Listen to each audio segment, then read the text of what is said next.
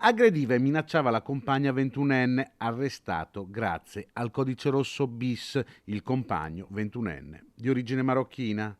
È il primo caso in Veneto dell'applicazione delle nuove norme sulla violenza di genere. La polizia è intervenuta in pronto soccorso dopo la segnalazione giunta al numero di emergenza 113 che riferiva di aver trasportato presso la struttura sanitaria una donna che poco prima era stata aggredita fisicamente dal compagno.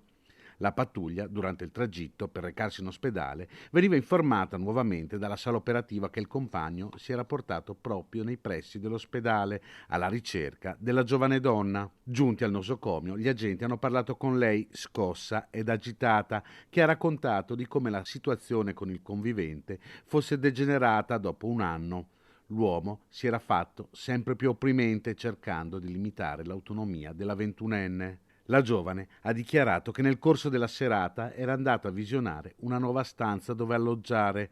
Tuttavia, l'uomo, volendo a tutti i costi accompagnarla, l'aveva seguita.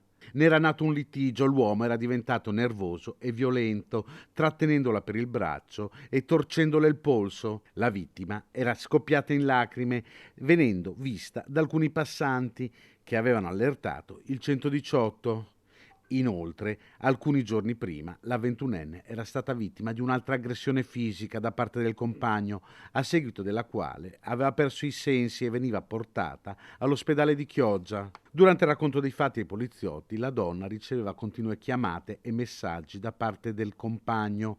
L'uomo, intanto, si era nuovamente ripresentato al triage del pronto soccorso, è stato rintracciato dai poliziotti e portato in questura per accertamenti.